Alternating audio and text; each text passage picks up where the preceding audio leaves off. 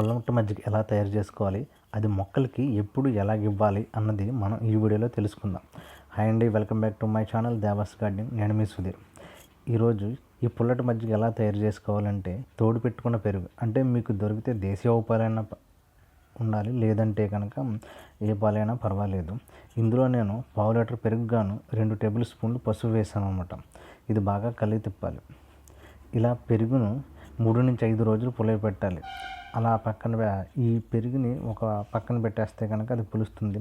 ఫ్రిడ్జ్లో మాత్రం పెట్టకూడదు అనమాట. ఇది మార్నింగ్ 1 టైము, అలాగే ఈవినింగ్ ఒకసారి క్లాక్ వైజ్ డైరెక్షన్లో తిప్పుతూ ఉండాలి. మజ్జిగ పులియడం అంటే పుల్లటి వాసన వస్తుంది మజ్జిగ అనేది. లేదంటే టేస్ట్ నాలుక మీద పెట్టుకున్నా కానీ అది పుల్లగా ఉంటుంది అనమాట. టేస్ట్ పెరుగు ఎలా ఉంటుందో ఆ టేస్ట్లో అయితే ఉండదు అనమాట. దీన్ని చికెన్తో వడగట్టుకుంటున్నాం. ఎందుకంటే మనం స్ప్రే చేస్తున్నప్పుడు అందులో ఉన్న పెరుగు చిలికించకపోతే కనుక గడ్డల కింద పట్టేసి ఆ స్ప్రే క్యాన్లో అడ్డుపడుతూ ఉంటుంది అన్నమాట. అందుకనేసి నేను చికెన్తో వడగడుతున్నాను. చూడండి, ఈ వీడియోలో చూపించినట్టుగా చికెన్తో వడగట్టి సెపరేట్ చేస్తున్నాను అనమాట. అది అలాగే దీన్ని క్లాత్తో కూడా వడగట్టుకుంటాను అనమాట. ఎందుకంటే ఇలా చికెన్తో వడగట్టిన ఇంకా కొన్ని ఉండిపోతాయి. ఇది ఇప్పుడు చూడండి, ఇలా ఒక పల్చటి క్లాత్లో మనం వడగొట్టుకుంటాం వల్ల ఏమవుతుందంటే, ఇంకేమన్నా డస్ట్ పార్టికల్స్ ఏమైనా ఉంటే కనుక అవి అందులో ఉండిపోతాయి. ఓన్లీ లిక్విడ్ అనేది మనకి బకెట్లోకి వెళ్తుంది. అది స్ప్రే చేసుకున్నప్పుడు చాలా ఈజీగా ఎటువంటి ఇబ్బంది లేకుండా ఉంటుందన్నమాట. ఈ వడకట్టుకున్న మజ్జిగను మనం డైల్యూట్ చేసి ఇవ్వాలి. ఇగో వాటర్ యాడ్ చేస్తామని ఉంటుంది. ఇది ఎలా ఏ రేషియోలో ఇవ్వాలంటే 1:15 రేషియోలో అనేది డైల్యూట్ చేసి ఇవ్వాలి. అంటే 1 లీటర్ పెరుగుగాను 15 లీటర్లో నీళ్ళు అనేది యాడ్ చేసి ఇవ్వాలి. ఇందులో పసుపు యాడ్ చేసాం కదా, ఇది మనకి యాంటీ ఫంగల్గా యూజ్ అవుతుంది అనమాట. పసుపు అనేది అందుకు యాడ్ చేసామన్నమాట. స్ప్రే క్యాన్లోకి వేసుకోవాలి. స్ప్రే క్యాన్లోకి వేస్తున్నాం. ఇప్పుడు ఇది 16 లీటర్ కెపాసిటీ స్ప్రే క్యాన్ అనమాట. ఇందులో ఇంకా వాటర్ యాడ్ చేసుకోవాలి. అది కూడా వాటర్ యాడ్ చేస్తాను నేను ఫుల్గానే.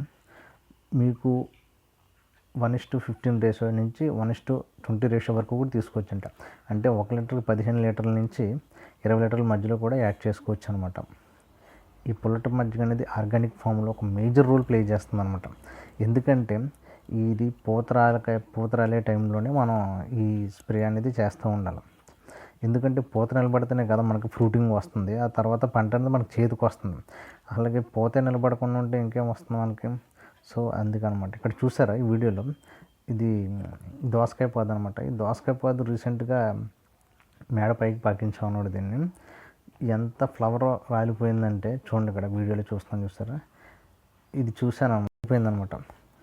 సో మనం ఫ్లవర్ వస్తున్నప్పుడు గమనిస్తే మనకి ఒక 10 పువ్వులు కాసినట్టు అందులో మినిమం 4 నుంచి 5 పువ్వులు అనేది రాలిపోతాయి అనమాట.